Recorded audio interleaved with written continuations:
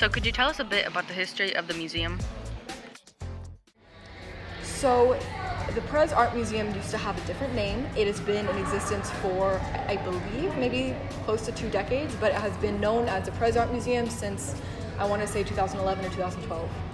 So the reason that it is called the Perez Art Museum is because Jorge and Perez donated a large sum to the museum, and it was named after him. Would you consider Pam to be diverse? Yes, so something that Pam is really focused on is diversity, not only in the people who work here, but also in the artists that we show. We want this museum to reflect the institution that it serves. So it's really important to us not only to hire people who come from our community, but also to show artists that not only are local, but are also women, Latina, Black, from the Caribbean diaspora. We try to have people see themselves in this institution. Are all exhibits temporary? So Pam has both permanent exhibits and rotating exhibits. So our permanent exhibits are up for longer. Right now we have one downstairs that is called Within Genres. So we have different things like still life, and we have artists that we bring in that reimagine traditional genres.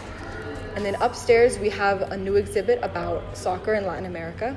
That is a rotating exhibit, so that'll be up for a few months before it's replaced by something else. How are contracts for the artwork determined? Our curatorial team is the one that gets the artwork to the museum. They work with institutions and private artists and private owners across the country and sometimes internationally to bring these pieces to Miami. So there are contracts that they have to follow. That's why our permanent collection is up for longer, because they have the ability to keep something up. Since it's something that's owned by the museum, they can make the decision internally. If it is a piece that we have on loan from another museum or from a private collector, we would have to revisit our contract. What kind of activities are hosted here at PAM? A lot of the activities that we try and put together are educational.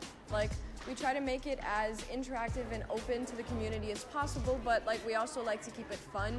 So we did an educator's workshop recently on gun violence and how we should solve that issue. And we also can do something like putting together a party like we're having tonight. What do you like most about working here? My favorite part about working at the PAM is all of the experiences that I've gotten and the fact that I've been able to see my ideas and my thoughts be executed and created into really amazing events. In what ways does the PAM inspire appreciation for the arts among young people? We're always doing these events where we kind of appreciate art, like the space prom that we're actually doing today. We're trying to just engage the community to come together and appreciate the art.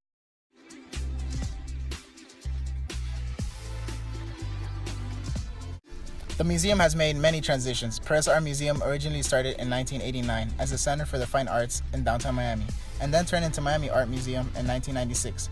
It was eventually moved to the Museum Park in 2013 with its current name. The prize-winning architects Herzog and de Maison designed the modern waterfront establishment, and since then it has received over 150,000 visitors.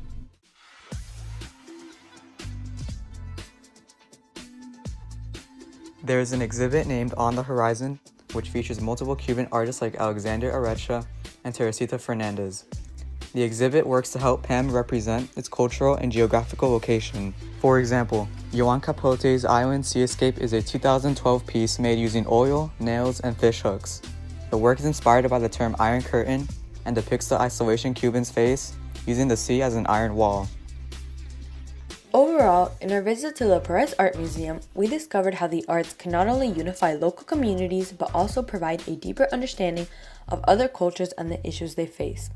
By providing an area for a diverse group of contemporary artists to showcase their exhibits, the PAM allows artists to affect their communities and provide insight about their experiences and hardships, as well as the social, political, and economic problems being faced in the contemporary era.